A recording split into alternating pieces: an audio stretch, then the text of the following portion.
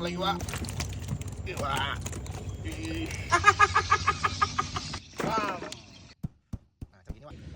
Hambankan tajuk lagi wak.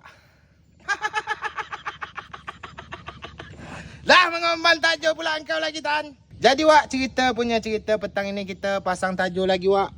1, 2, 3, 4, 5 tas wak. Ini tajuk yang baru wak ya. Kawan kita masih wak dari Pulau Burung wak. Cia. Hambankan tajuk lagi wak. Bismillah. Rostan.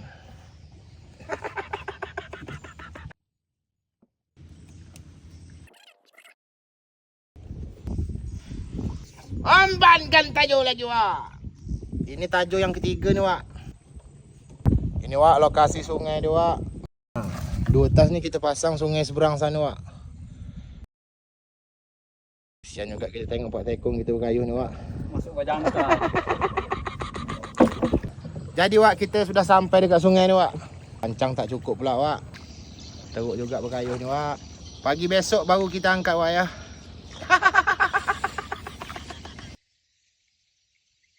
Tekong kami lagi ngantuk betul wak. Tengah tidur ni kejut. Hambankan tajuk lagi wak.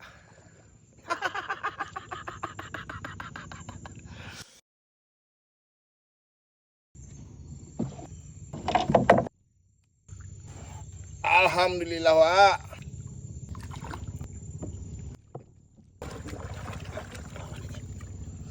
Bismillah lagi wak. Jadi kita tanggal dulu wak ikan ni.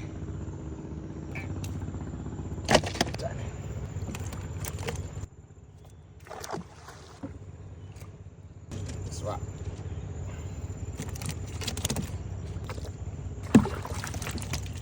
Wak. Lenyang lagi wak. Baru 2 tas wak ya. Masih 3 tas lagi belum diangkat wak. Jadi wak, kita nyeberang dulu wak ya. Ini sungai dia wak. Sikit dia wak.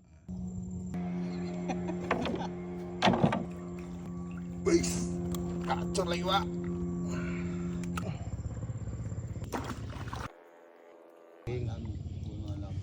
Dah mati wak, terkering surut malam tadi.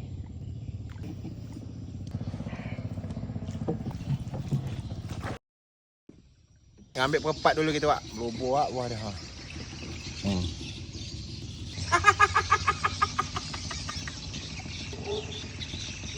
Bam. Wah. Aku ambil seekor aja wak. Biarlah kawan Pulau Burung tu muai sikit kan, dia datang sesekali wak. Hambankan belacan, hambankan lada lagi, hambankan garam, hambankan mecin lagi, hambankan anak cobek,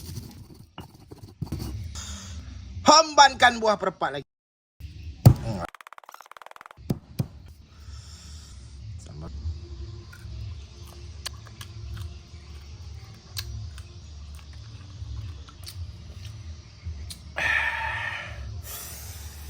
Gila wak. Menyala wak ai. Mak, ai miang lagi kepala aku wak. Barulah kita lanjut nyang ikan lagi wak ya.